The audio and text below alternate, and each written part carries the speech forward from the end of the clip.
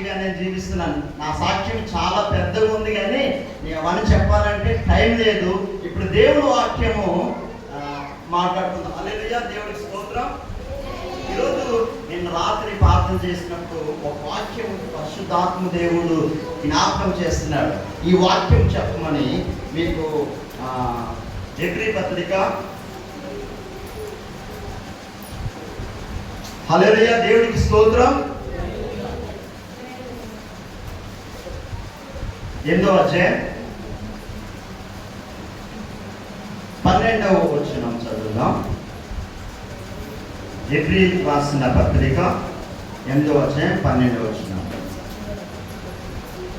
నేను చదువుతాం, మీరు ఆలోచించండి. నేను వారి దోషముల విషయమై దయ కలిగి వారి పాపములను ఇంకను ఎన్నడను జ్ఞాపకం చేసుకొననని ప్రభువు సెలవిచ్చుచున్నాడు. హల్లెలూయా. ఈరోజు ఈ వాక్యం మీద నాకు దృష్టి పెట్టాడు దేవుడు. పరిశుద్ధాత్మ దేవుడు ఈ వాక్యం మీద దేవుడు చెప్పమని అంటే మీతో మాట్లాడుతున్నా. ఈరోజు మన జీవితాల్లోని ఒక విషయం చెప్తున్నాను. ఇక్కడ మన పాపాలన్నీ దేవుడు క్షమించాడు, ఇంకే జ్ఞాపకం చేసుకోడు. హల్లెలూయా.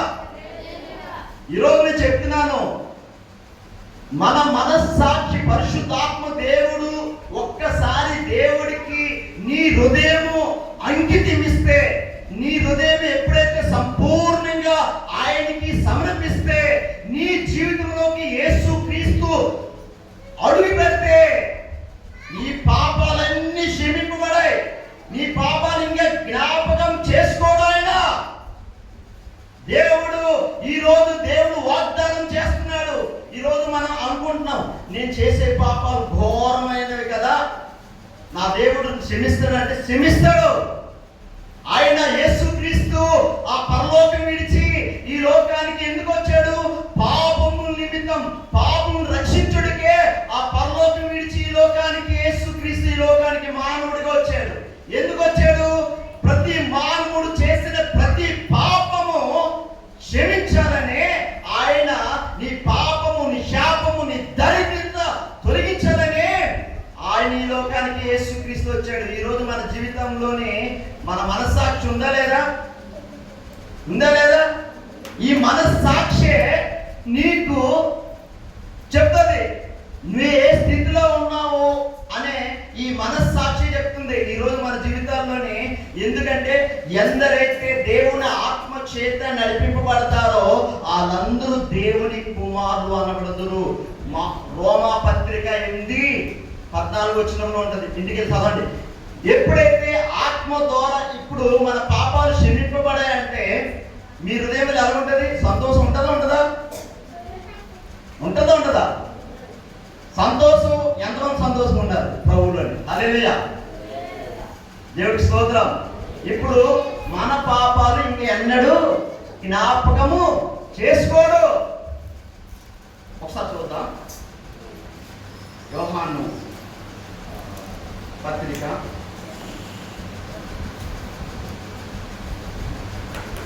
1వ యోహాను పత్రిక 1వ అధ్యాయం 7 వచ్చిన. హల్లెలూయా. తీసారా?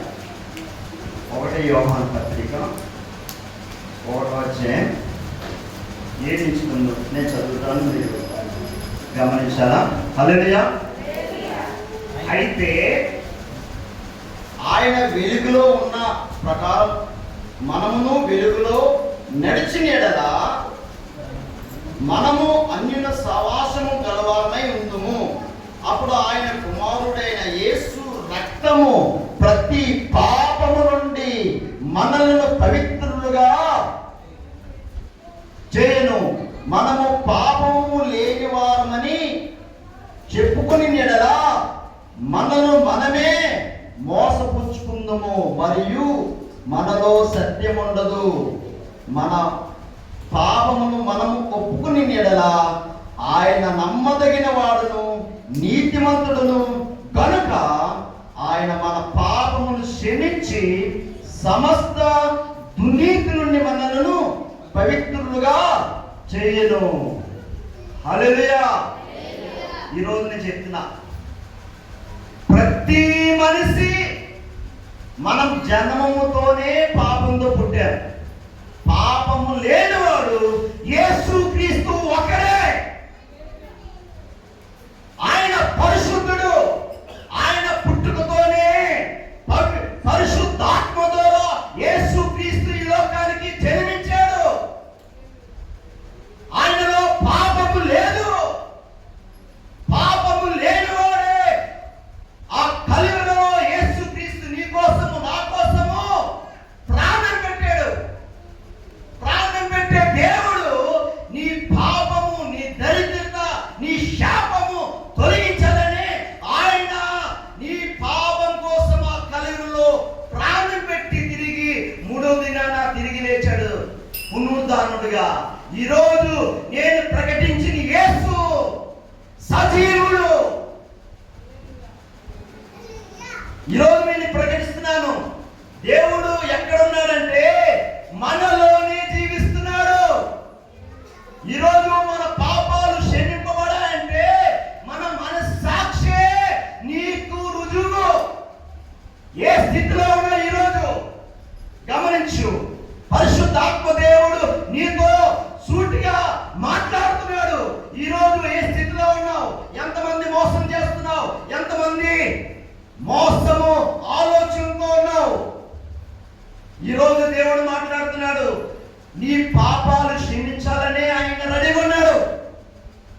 నువ్వెంత ఘోర పాపివైనా యేసుక్రీస్తు ఈ లోకానికి ఆయన మన పాపాల నిమిత్తం ఆయన ఈ లోకానికి వచ్చాడు. ఈరోజు నేను చెప్తున్నాను, మన మనస్సాక్షి ఒకటి ఉంది.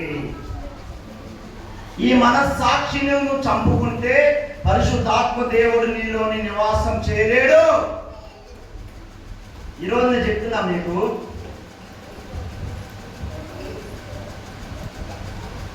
నీ స్థితిగతులు ఏ స్థితిలో ఉన్నావో నువ్వే తెలుసు. నీలోనే తెలుసు. నేను పాపంలో ఉన్నానా, మంచిగా ఉన్నానా? తెలుసా? తెలీదా? నువ్వు ఏ స్థితిలో ఉన్నావని ఎవరు నిరూపిస్తారు? ఇక్కడ గమనించాలి. రెండు ఆత్మలు ఉన్నాయి మనకి.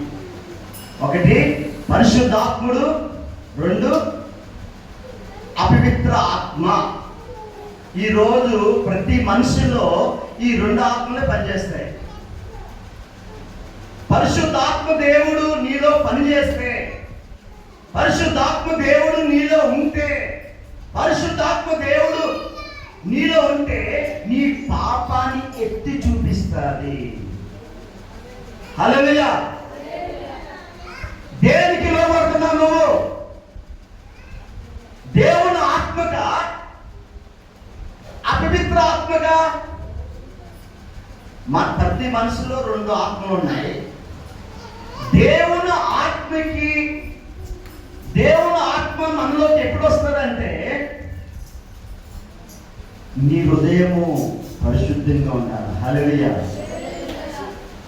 మనుషులు ఎలా మాట్లాడతారంటే, బ్రదర్ ప్రైజ్ లార్డ్ బ్రదర్, మీ అంత మనుషులు ఎవరు లేరని అంతగా పొగుడుతారు మనల్ని.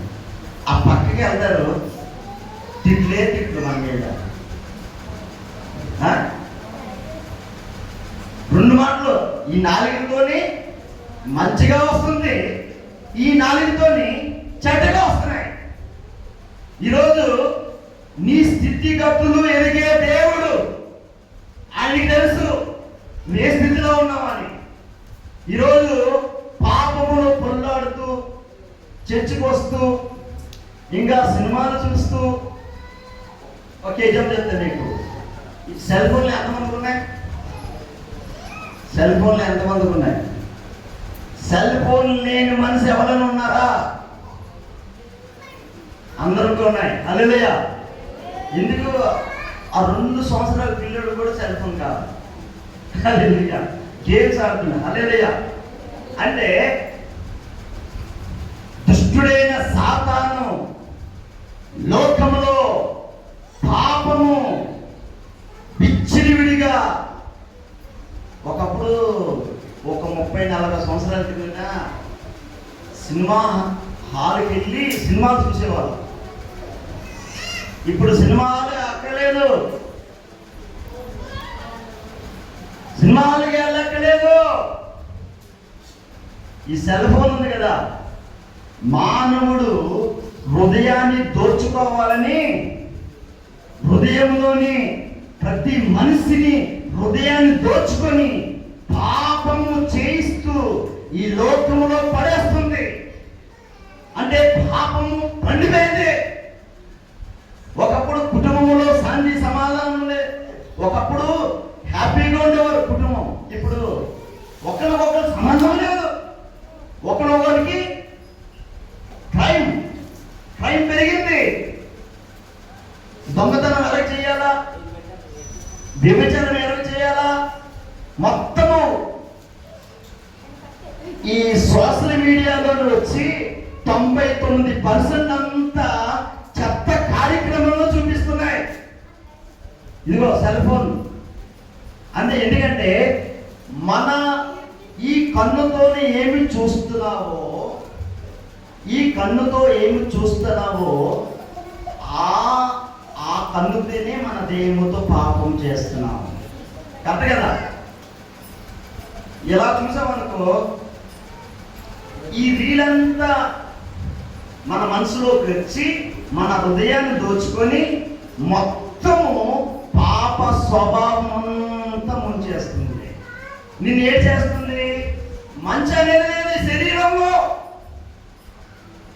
ఎప్పుడైతే ప్రభు దగ్గర దేవుడి సన్నిధానంలో ఉపవాసం ఉండి మొరపెడతావో, ప్రభువా నేను ఘోర పాపిని, నువ్వు ఒక్కడివే నా పాపాలు క్షమించగలవు. ఈ లోకంలో ఎవరికి అధికారం లేదు ప్రభువా, నువ్వే నాకు అని విరిగిన నలిగిన హృదయముతో ఆయన సన్నిధానములో మొరపెట్టినప్పుడు నీ పాపాలన్నీ క్షమింపబడాయి. ఇవన్నీ కూడా జ్ఞాపకం చేసుకోను అని మరోసారి దేవుడు హెచ్చరిస్తున్నాడు. ఈరోజు మన జీవితాల్లోని ఈ మనస్సాక్షి ఉంటుంది కదా, ఈ మనస్సాక్షి పరిశుద్ధాత్మ దేవుడు నువ్వు వెళ్ళలేని చోట్లకి వెళ్ళదని దేవుడు ఎన్నోసార్లు చెప్పాడు, హెచ్చరించాడు. నువ్వు వెళ్తున్నావు అక్కడికి, వెళ్ళొద్దు అంటే అక్కడికి వెళ్తున్నావు. దేవుడు హెచ్చరిస్తున్నాడు. దేవుడు నిన్ను ప్రేమించాడు. ఎంతో మందికి ఈ లోకములు ఎవరికి లేదు ఈ రక్షణ భాగ్యం. మనకి నీకు నాకు ఈ రక్షణ భాగ్యం ఇచ్చినందుకు దేవాతి దేవుడికి మన జీవిత కాలం అంతా స్తుతించిన ఆయన రుణము తీర్చుకోలేము. ఈరోజు మంచి అవకాశం ఈ పరిశుద్ధ గ్రంథం మనకి ఇచ్చి పరిశుద్ధ ఆత్మదేవుడు ప్రతి వాక్యముతో మనతో మాట్లాడుతుంటే కఠిన హృదయాలైపోయాయి. మనసు మార్చుకోవట్లేదు. దేవుడు ఎవరు చూస్తున్నానులే, నేను చేసే పాపం చూస్తున్నా అంటే మనుషులు మోసం చేయొచ్చు కానీ దేవుని మోసం చేయలేం.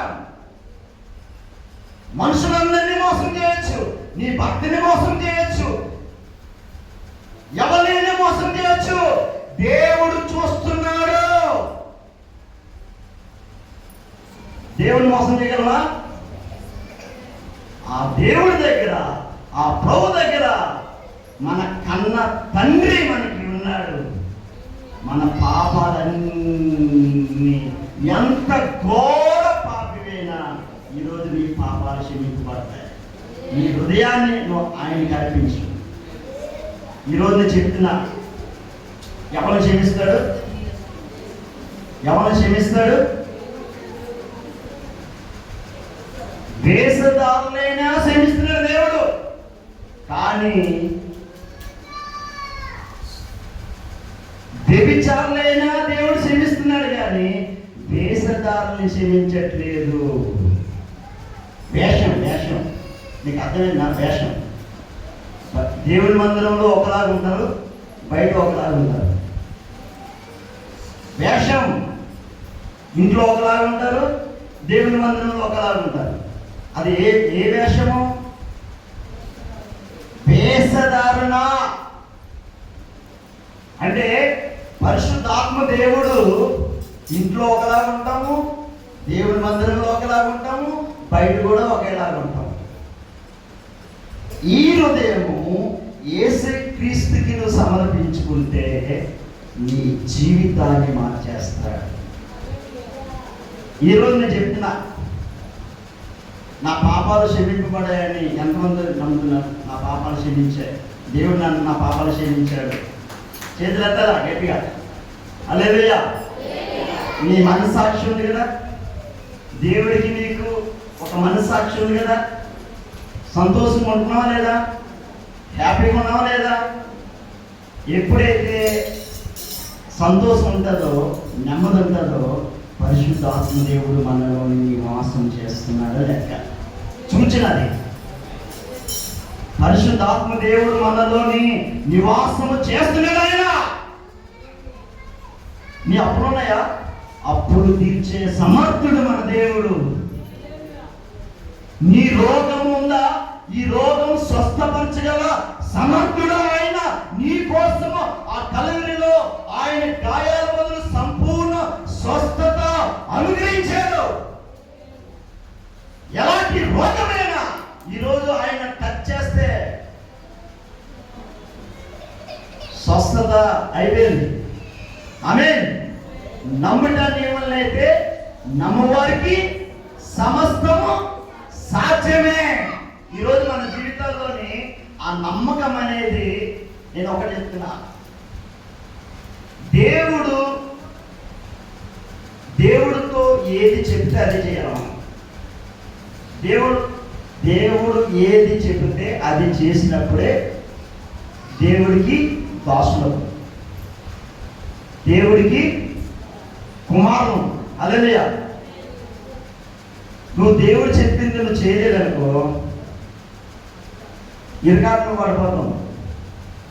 ఇప్పుడు దేవుడి మాటకి లోపడ మారు మనసు లేదు. ఏది చెయ్యదంటే అదే చేస్తాం.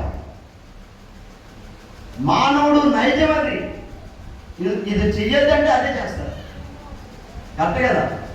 అందుకని ఈరోజు పరిశుద్ధాత్మ దేవుడు నీ పాపాలన్నీ ఎన్నడూ కూడా జ్ఞాపకం చేసుకోనని దేవుడు మరోసారి హెచ్చరిస్తున్నాడు. హల్లెలూయా.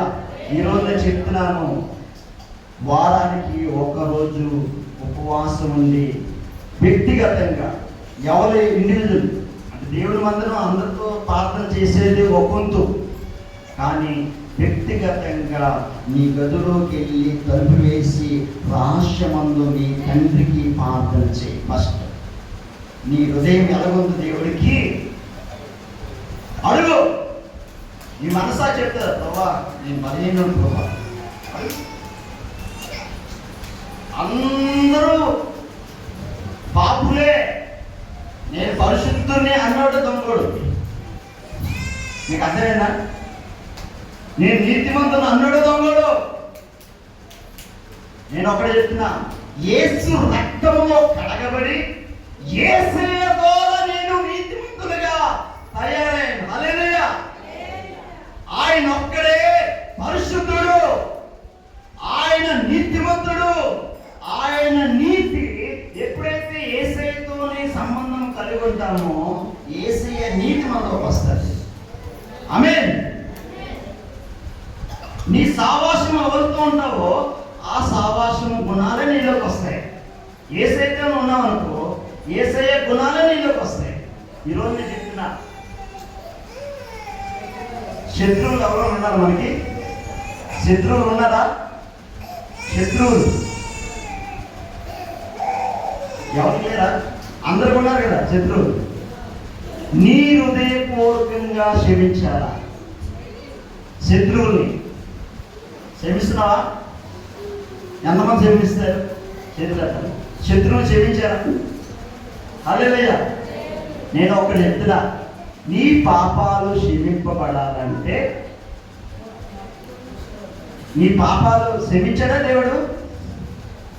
మన పాపాలు క్షమింపబడాలంటే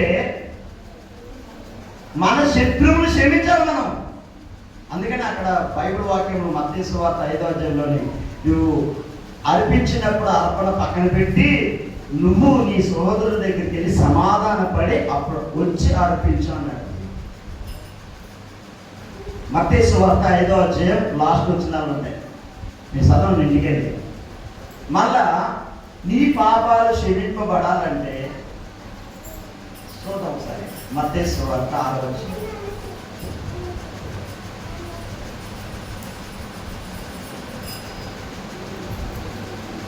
హల్లెలూయా. నిద్ర వచ్చులందరూ హల్లెలూయా చెప్పాలా? నేను ఏంటన్నా నిద్ర వచ్చిన అందరూ హల్లెలూయా చెప్పమన్నా అంటే మన కంట్రోల్ లేదు. హల్లెలూయా అంటే ఒక చిన్న టెస్టింగ్లు పెడుతున్నాను, మీరు హల్లెలూయా. 5వ అధ్యాయం 6వ అధ్యాయం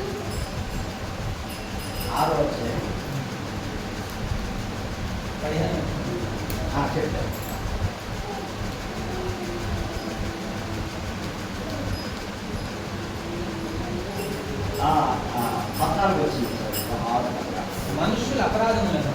మనుషులు అపరాధములను మీరు క్షమించిన యెడల మీ పరలోకం తండ్రియు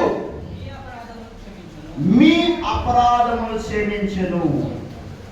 మీరు మనుషులు అపరాధములు క్షమింపకపోయిన యెడల మీ తండ్రి మీ అపరాధములు క్షమింపడు. శత్రువులు ఉన్నారా లేదా?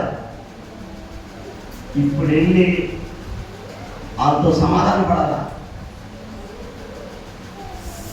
లేకపోతే ఇక్కడ లేదనుకో, ప్రభా నా హృదయపూర్వకంగా నా శత్రువుని పేరు ఉండదు కదా, క్షమిస్తున్నానయ్యా, ఏదో తెలియక మాట్లాడి నన్ను క్షమించు, నా హృదయపూర్వకంగా నా శత్రువుని క్షమిస్తున్నాను అని ఒప్పుకున్నప్పుడు, అంటే ఈ ఒప్పుకోలు ఎవరు? పరిశుద్ధాత్మ దేవుడు నీలోని నివాసం ఉన్నప్పుడే నువ్వు ఒప్పుకుంటావు.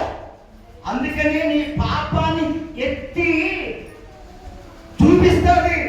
అందుకనే పరిశుద్ధాత్ముడు రోమా పత్రికలోనే ఉంటుంది, ఒకసారి చూద్దాం. హల్లెలూయా. నిద్ర చూడండి అందరూ హల్లెలూయా చెప్పాలా?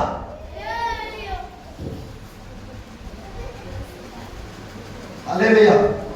రోమా పత్రిక చూద్దాం ఒకసారి.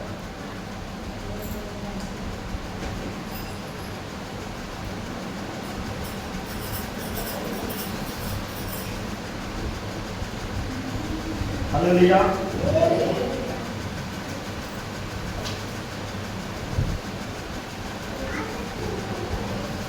26వ వచనం చదువుగా. అటువలే రోమా పత్రిక 8వ అధ్యాయం 26వ వచనం. అటువలే ఆత్మయు మన బలహీనతలు చూసి సహాయం చేస్తున్నాడు. ఎలాగనగా మనము యుక్తముగా ఎలాగ ప్రార్థన చేయవలనో మనకు తెలియదు కానీ ఉచ్చరింపక సౌఖ్యం కానీ మూలుగులతో ఆ ఆత్మ తానే మన పక్షముగా విజ్ఞాపనం చేస్తున్నాడు. హల్లెలూయా. మన బలహీనమే. నేను ఒకటి చెప్తున్నా, దేవుడు బలవంతుడా నేను బలవంతుడా? దేవుడు బలవంతుడు. నాలో ఉన్నవాడు ఈ లోకములో ఉన్నవాడి కంటే గొప్పవాడు. ఆయన నజరేయుడైన యేసు క్రీస్తు. ఈరోజు నేను బలహీనున్నే, కానీ నాలో ఉన్నవాడు బలవంతుడు.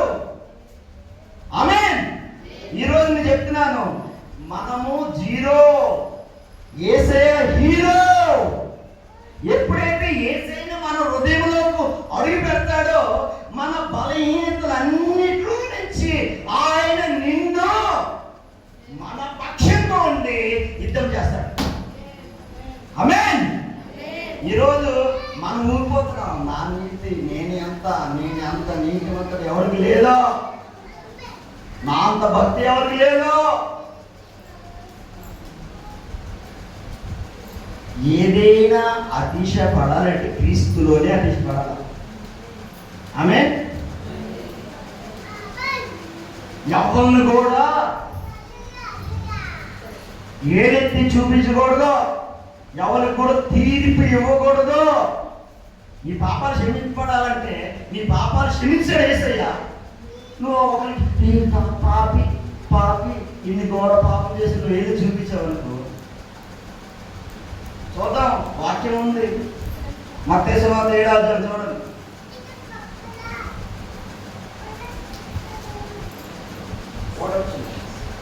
మత్తయి సువార్త హల్లెలూయా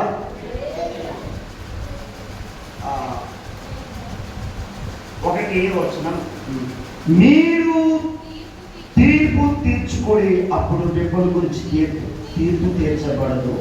మీరు తీర్పు చొప్పునే మిమ్మల్ని గురించి తీర్పు తీర్చబడదు. మీరు కొంచెం కొలత చొప్పునే మీకు కొలవబడదు. నీ కంటిలో ఉన్న దూలం ఉంచుకొని నీ సహోదరుని కంటిలో ఉన్న నలుసును చూచడం ఎలా? నీ కంటిలో దూరం ఉండగా నీవు సహోదరుని చూచి నీ కంటిలో ఉన్న నలుసును తీసివేయమని చెప్పినలా నువ్వే సిగరెట్ తాగుతావు, నువ్వే మందు తాగుతున్నావు. మందు అంటే ఎలాగవుతుంది? నీ కంట్లోనే నలుగులు ఉన్నాయి, నీ కంట్లోనే పొరపాట్లు ఉన్నాయి. నువ్వు తీర్పు ఉండడానికి ఎవరు లేదు. పరిశుద్ధాత్మ దేవుడు నీలోని నివాసం చేస్తున్నాడంటే నువ్వు ఒక్కడికి నువ్వు తీర్పు చెప్పవు. యేసయ్య ప్రేమ, యేసయ్య ప్రేమ నీలో ఉండి ఆ ప్రేమను నువ్వు చూపిస్తావు. ఈరోజు నేను చెప్తున్నా, నీ భర్త మారలేదనుకో చెత్తకూడదు, ఏదనద్దు.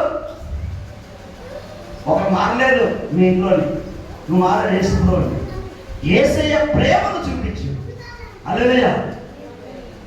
ఆ ప్రేమ చూసి ఒకరోజు నీ భర్త మారిపోతాడు. ఆమేన్.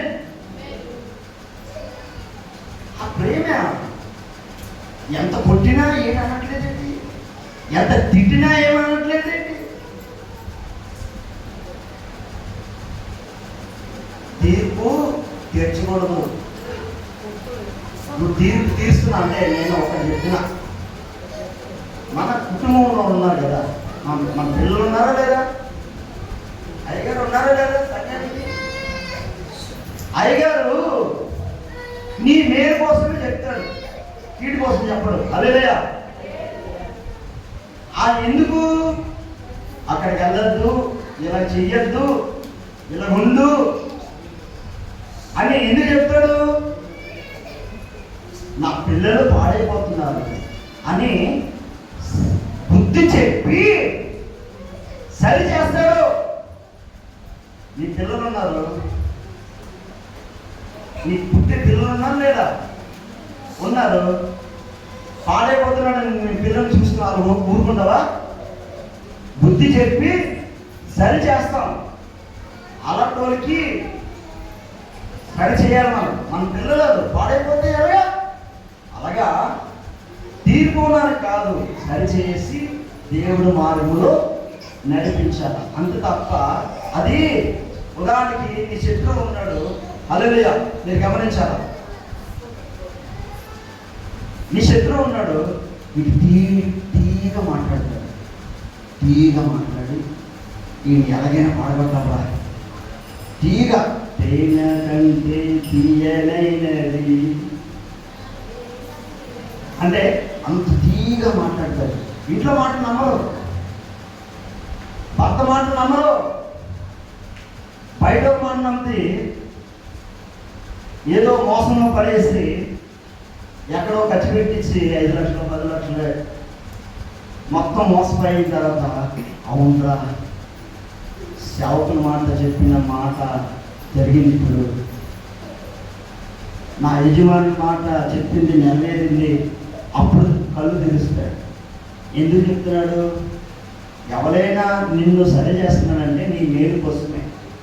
ఒక సేవకుడు సరి చేస్తున్నాడంటే నీ మేలు కోసమే. ఆ మాటకి లోబడితే దేవుడు ఆశీర్వాదం నీ మీదకి వస్తుంది.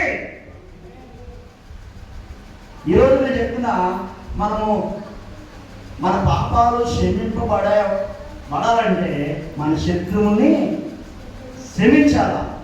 మన పాపాలు ఎన్నడూ జ్ఞాపకం చేసుకోడు. రెండోది, ఒకరికి తీర్పు ఇవ్వగలదు.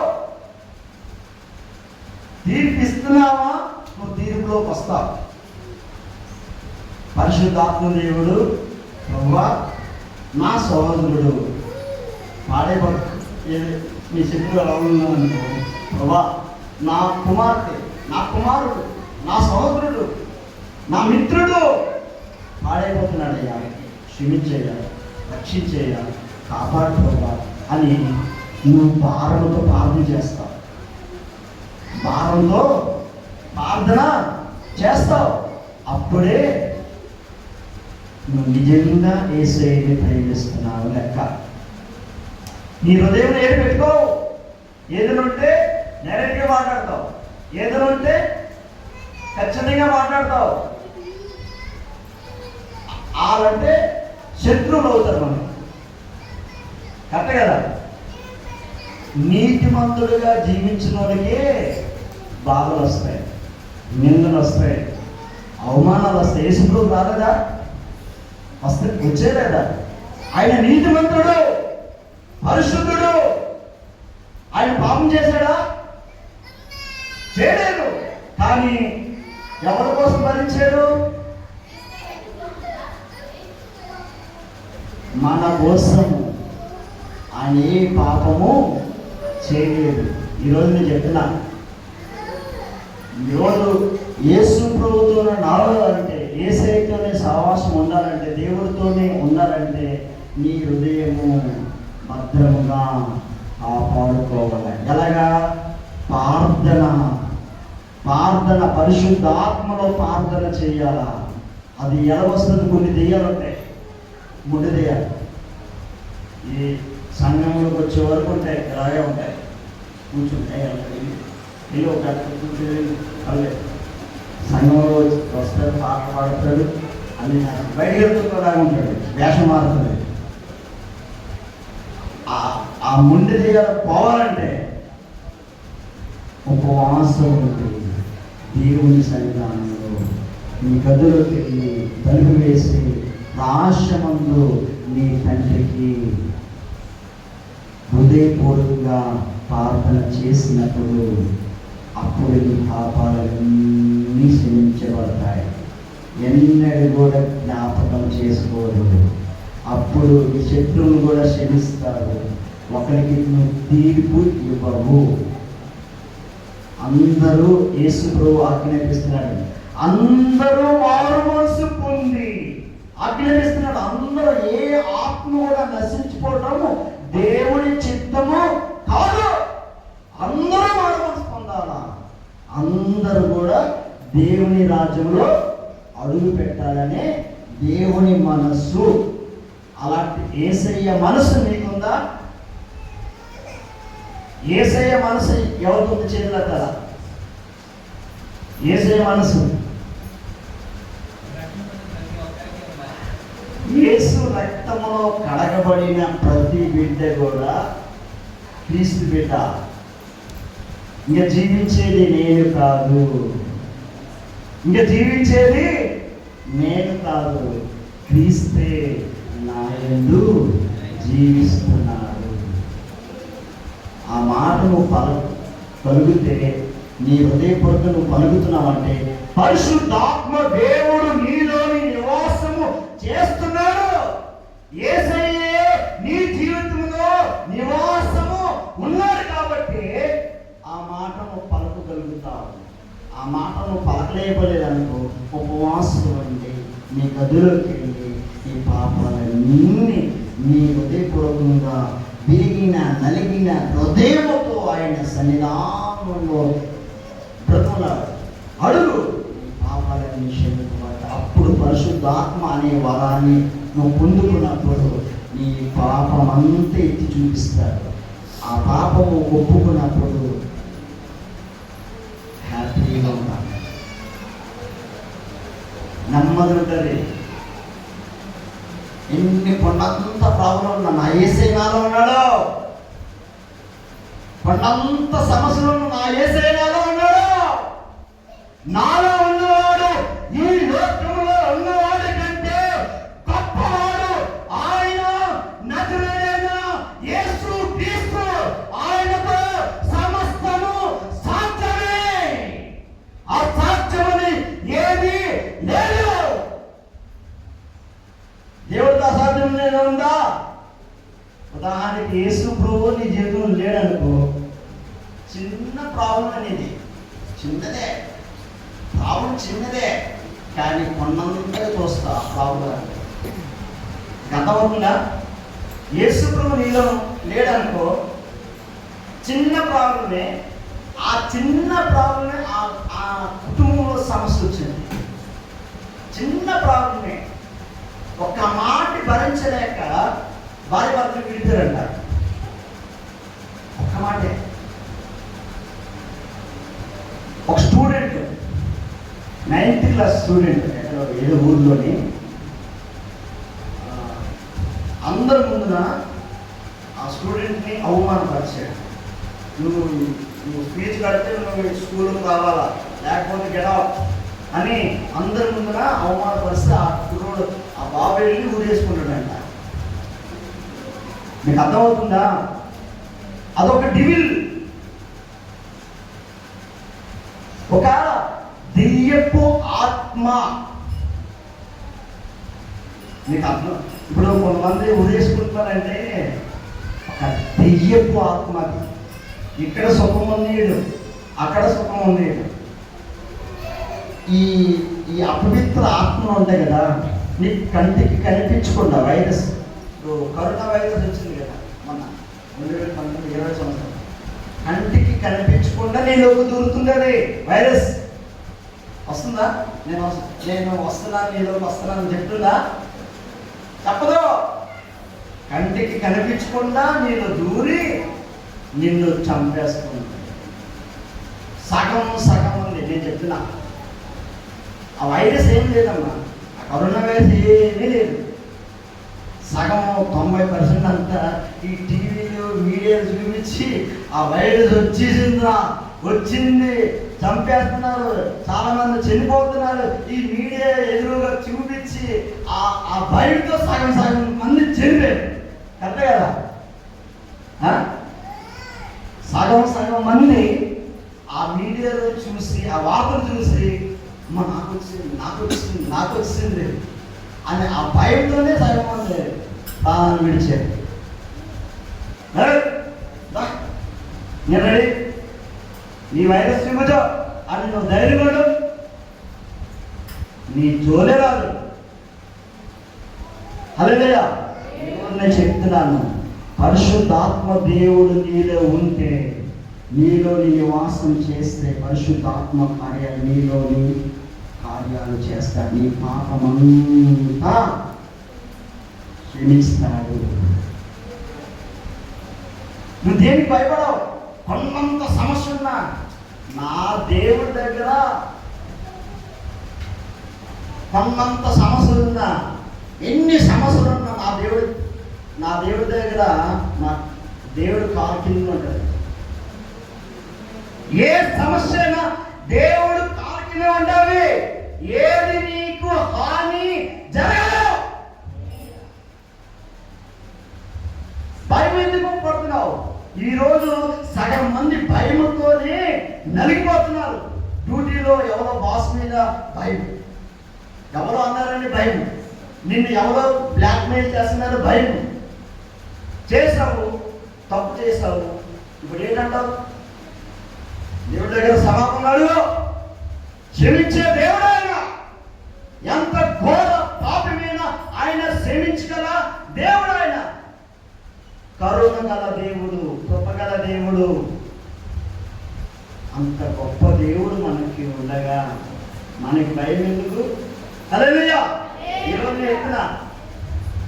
సమస్య లేవు అనుకున్నారా అయ్యారు? నాకు సమస్యలేనా? నాకు కూడా ఉన్నాయి.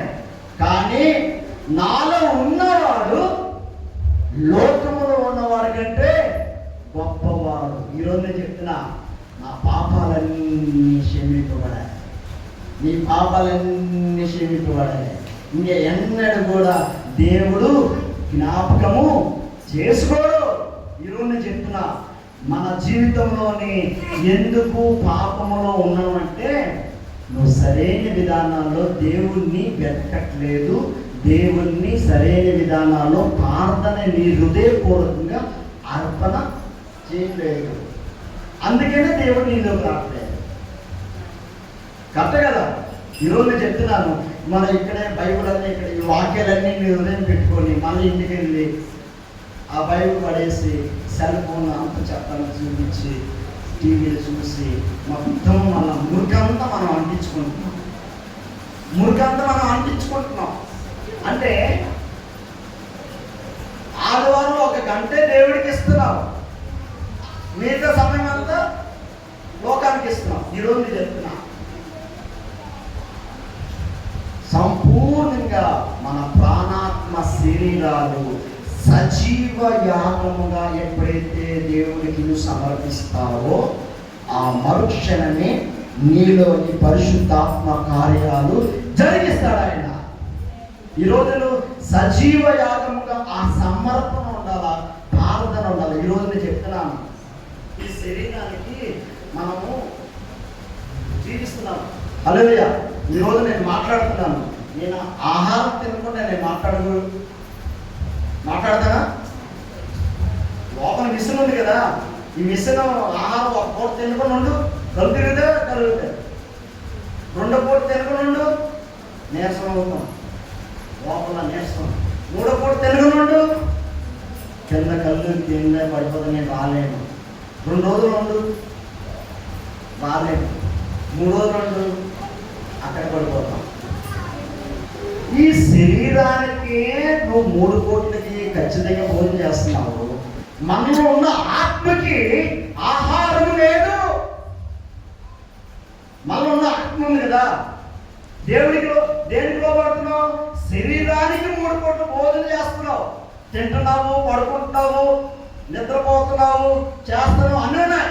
కానీ ప్రార్థన లేదు, వాక్య ధ్యానం లేదు. ఈరోజు నేను చెప్తున్నాను, ఈ శరీరానికి 3 పూటలు భోజనం ఎలా చేస్తున్నావో 3 పూటలు రోజు ఒక అరగంట భోజనం చేసే ముందు ఒక అరగంట ప్రార్థన చేయి, అప్పుడు భోజనం చేయి. ఈ కండిషన్ పెట్టు, అప్పుడు నీ జీవితం మారిపోతే అప్పుడు నా దగ్గరకు వచ్చి చెప్పేట్టు కొట్టు.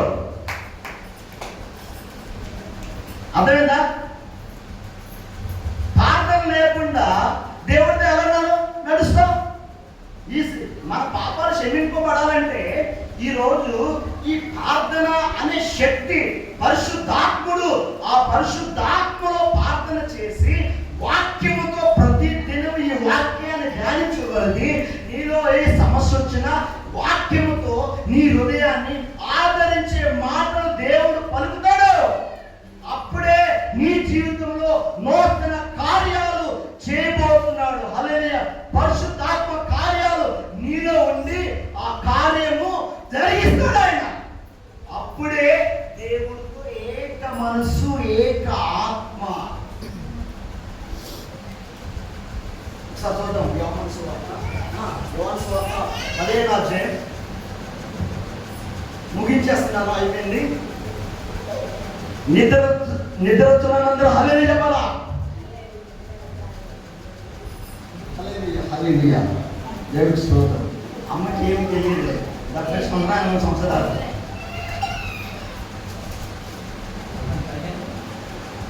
చెప్తా.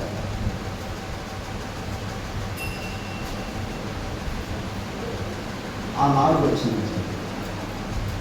నా యందు నిలిచుండుడి, మీ యందును నేనును నిలిచుదును. తీగ ద్రాక్షవల్లం నిలిచి ఉంటే గాని తనంతట తానే ఎలాగ ఫలింపదో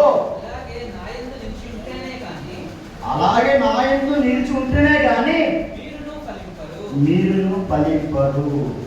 కింద ద్రాక్షావళి నేను, తీగలు మీరు. ఎవడు నా యందు నిలిచి ఉండునో, నేను ఎవరి యందు నిలిచి ఉండునో వాడు బహుగా ఫలించెను. నాకు వేరుగా ఉండి మీరేమీ చేయలేదు. వాక్యం అర్థమైందా? ఇప్పుడు ఎలా ఉన్నారంటే దేవుణ్ణి అక్కడ పెట్టి మీ సొంత జ్ఞానముతో, సొంత బుద్ధితో, సొంత జ్ఞానముతో నడుస్తున్నా. దేవుని పక్కన పెట్టావు. అప్పుడు ఏదవుతుంది? అందరినీ నమ్మేస్తావు, అందరినీ మోసం చేస్తారు. నిన్ను ఆడు ఎలాగే వాడుకోవాలా అన్నీ వాడుకుంటాడు. వాడుకుంటాడా? వాడుకోడా? ఎలాగే వాడుకోవాలా అన్నీ వాడుకుంటాడు. ఈరోజు నీకు తెలియకుండానే నీ హృదయాన్ని దోచేస్తున్నాడు. నీకో ఈ సెల్ ఫోన్ ఉంది కదా, ఈ సెల్ ఫోన్ ఉందా? నీ హృదయాన్ని దోచుకొని నిన్ను పాడు చేస్తాడు. ఈ సెల్ ఫోన్ పక్కన పెట్టండి. మంచి ఈ సెల్ ఫోన్తో మంచి ఉంది, చెడు ఉంది. కానీ ఈ సెల్ ఫోన్లోని 99% చెత్తే ఉంది. నేనంటున్నా 1% ఏమి మంచి ఉంది. 1% 99% అంతా చెప్తుంది. నీ కళ్ళతో ఏం చూస్తున్నావో అదే నీ దేహంతో చేస్తున్నావు. కాబట్టి ఈ సెల్ ఫోన్ పక్కన పెట్టి ప్రతిరోజు 2 అధ్యాయాలు ప్రార్థన వాక్యం చదవండి. పరిశుద్ధాత్మలో ప్రార్థన చేయాలా? మీరు భోజనం చేసే ముందు మీకు అర్థమవుతుందిగా, ఇప్పుడు మీరు భోజనం చేసే ముందు 1 అరగంట ప్రార్థన చేసుకొని భోజనం చేయండి. లేకపోతే ఒక 10 నిమిషాలు నుంచి 15 నిమిషాలు రోజు పెంచాలి ప్రార్థన. భోజనం తింటున్నావా? ఒక 10 నిమిషాలు ప్రార్థన చేసుకొని, ప్రభువా ఈ కొత్త నూతన దినం నాకు అనుగ్రహించినందుకు స్తోత్రాలు అని ఉదయ కాలంలో ప్రార్థన చేస్తూ ప్రార్థన పూర్వకంగా ప్రార్థన చేసుకొని ఆహారం తినండి. 3 పూటలు తింటున్నారు కదా, 3 పూటలు ప్రార్థన చేయండి. అప్పుడు అడగండి, పరిశుద్ధాత్మ దేవుడు నీలోని నివాసం చేస్తూ నీకు ఏది అక్కర్లో ఉన్నాయో, నీ అప్పుడుతో ఉన్నావా అప్పుడు తీర్చేస్తాడు. నువ్వు పెళ్లి కాకుండా ఉన్నావా ఆ పెళ్లి కూడా చేయిస్తాడు. నువ్వు రోగంతో ఉన్నావా ఆ రోగాన్ని స్వస్థపరుస్తాడు. నువ్వు ఎలాంటి సమస్యలున్నా, ఏ బాధలున్నా ప్రతి ఒక్కటి బాధను తొలగించి ఆఖరి దేవుడు ఈరోజు వాగ్దానం చేస్తున్నాడు. నీ పాపాలు ఎన్నడూ కూడా నేను జ్ఞాపకము చేసుకోనని మరోసారి దేవుడు మాట్లాడుతున్నాడు. కళ్ళు మూసుకొని పాపం చేసుకున్నాం. ప్రభా ఏ స్థితిలో ఒకసారి జ్ఞాపకం చేసుకో. ఏ స్థితిగతిలో దేవుడు నీ మనస్సాక్షి దేవుడు గర్దిస్తున్నాడు. ఈరోజు దేవుడు మాట్లాడుతున్నాడు. ఏ స్థితిలో ఒకసారి జ్ఞాపకం చేసుకో. ఇంకా పాపంలో పడ్డాడు, ఇంకా లోకంలో జీవిస్తూ ఉన్నావా ఒకసారి జ్ఞాపకం చేసుకో. ఏ స్థితిలో ప్రభా స్తోత్రమయ్యా, నన్ను క్షమించయ్యా, నా పాపాలు క్షమించయ్యా ప్రభా, నా నోటి నుంచి వ్యర్థమైన మాటలు రానికుండా నాకు సహాయం చేయకండి ప్రభా. ఇవే సహాయం చేయకండి, నన్ను సరిచేయండి ప్రభా. నా పాపాలు ఎన్నడూ కూడా జ్ఞాపకం చేసుకున్నా అని మరోసారి తండ్రి జ్ఞాపకం చేసావు. నా పాపాలన్నీ ప్రభా క్షమించి ఎన్నడూ కూడా జ్ఞాపకం చేసుకున్నాను అనుకోవా. యేసయ్య మరోసారి నాతో మాట్లాడే విధానం నీకు స్తోత్రాలు తండ్రి.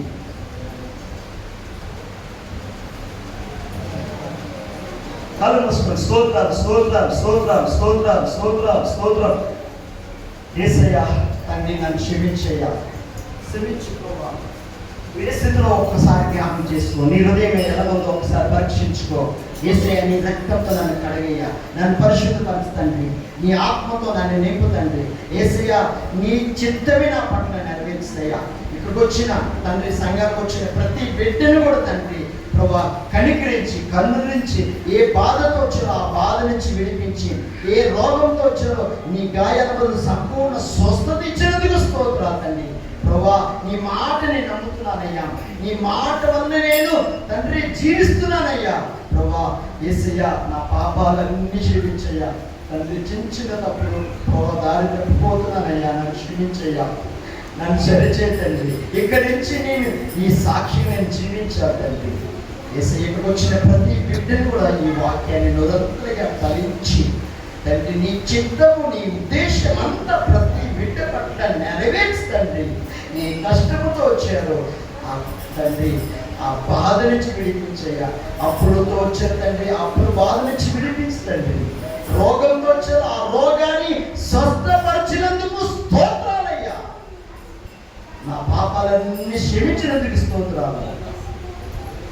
ప్రతి బిడ్డను కూడా దీవించి ముఖ్యంగా నీ దాసుల పట్ల తండ్రి ఏర్పడితే ఈ పునరుద్ధాన దినాన్ని తండ్రి ఆరాధించుటకు నీ కృప మాకు అనుగ్రహించినందుకు స్తోత్రాలు. ఈ అవకాశం ఇచ్చినందుకు దేవుడికి స్తోత్రాలు. నీ దాసుల పట్ల నీ దయా సంకల్పం అంతా నెరవేర్చి ఒక బలమైన సాధనంగా తండ్రి అయ్యగారిని వాడుకోతండి. అనేక ప్లేసుల్లో అనేక ప్రాంతాల్లో వాడుకొని కుటుంబాన్ని పరిచయాన్ని నిరంతరంగా దీవించి ఆశీర్వదించి ఇక్కడికి వచ్చిన ప్రతి బిడ్డను కూడా నిరంతరంగా దీవించి ఆశీర్వదించి అయ్యగారికి సహకరించిన ప్రతి కుటుంబాన్ని కూడా నిరంతరంగా దీవించి ఆశీర్వదించి యేసు నామములో అడుగుచున్నాను తండ్రి. ఆమేన్.